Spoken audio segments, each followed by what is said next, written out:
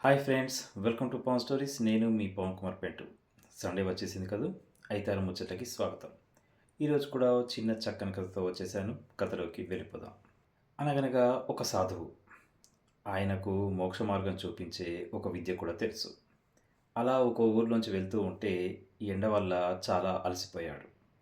అక్కడే ఒక ఇంటి యజమాని ఆ సాధువుని చూసి, అయ్యా, ఎండ బాగా ఉంది, మా ఇంట్లోకి రండి, కాసేపు విశ్రాంతి తీసుకోండి అన్నాడు. సాధువు సంతోషంగా వెళ్ళాడు. చక్కని భోజనం ఇచ్చాడు.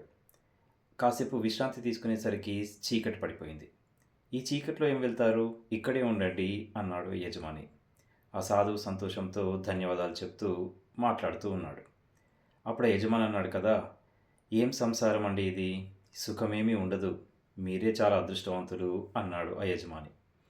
వెంటనే సాధువు అన్నాడు కదా, మరి నాతో వచ్చేయి నాయన, నీకు మోక్ష మార్గం లభించే మంత్రం చెప్తాను అన్నాడు ఆ సాధువు.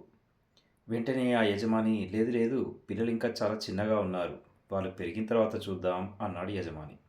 సరే అని సాధువు వెళ్ళిపోయాడు. కొన్ని సంవత్సరాలు గడిచిన తర్వాత మళ్ళీ సాధువు అలా దారిలో వెళ్తూ యజమానిని చూశాడు. యజమాని మళ్ళీ నమస్కరించి మళ్ళీ ఆహ్వానించాడు, చక్కని భోజనం పెట్టాడు.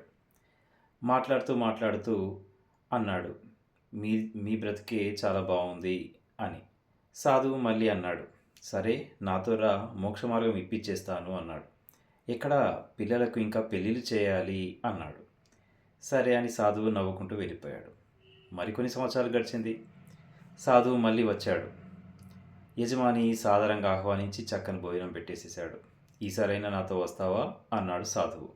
లేదండి, పిల్లలకు డబ్బు విలువ తెలీదు, నేను ధనాన్నంతా అదిగో ఎదురుగా ఉన్నటువంటి చెట్టు కింద దాచిపెట్టాను, వీలు చూసుకొని వాళ్ళకు చెప్తాను, ఆ తర్వాత చూద్దాం అన్నాడు యజమాని.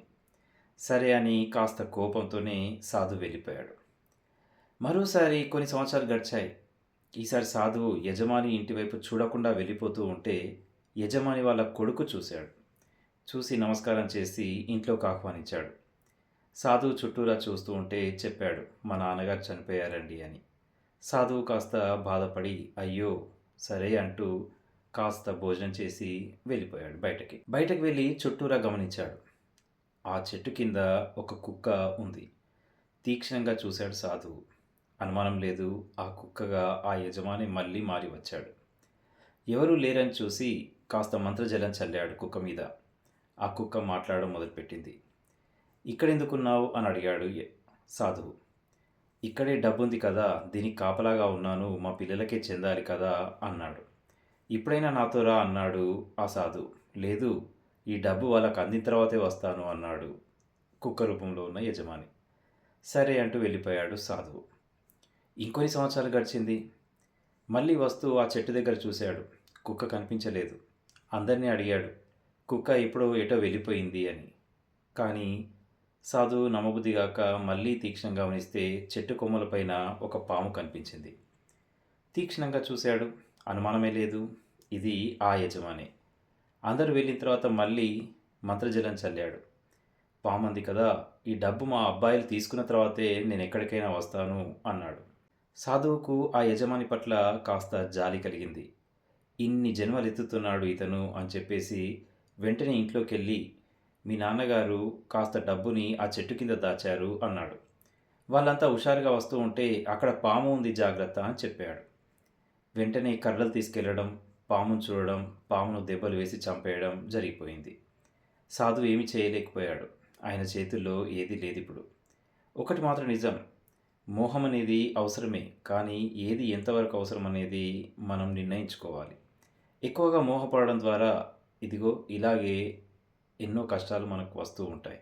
కాబట్టి ఇంత చక్కని జీవితాన్ని, ఇంత చక్కని శరీరాన్ని ఇచ్చినటువంటి దేవుడికి కూడా కాస్త మనం స్మరణ చేయడం అస్సలు మరవకూడదు. ఎంతో అదృష్టం చేస్తే ఇలాంటి శరీరం లభిస్తుంది మనకి. ఎన్ని పనులున్నా ఎంతున్నా దేవుడికి కూడా కాస్త సమయం ఇద్దాం. ఇంత మంచి జన్మనిచ్చినందుకు ఆయనకి కృతజ్ఞతగా ఎప్పుడు ఉందాం. మోహాన్ని కాస్త హద్దుల వరకే దాచుకొని సంతోషంగా ఉందాం. దేవుడి కృపలో కాస్తో కూస్తో అదృష్టాన్ని పొందుదాం. ఇదండి ఈరోజు అయితారం ముచ్చట. నచ్చితే మీకు తెలిసిందే, సబ్స్క్రైబ్ మరవద్దు సుమి. ధన్యవాదాలతో నేను మీ పవన్ కుమార్ పెంటు.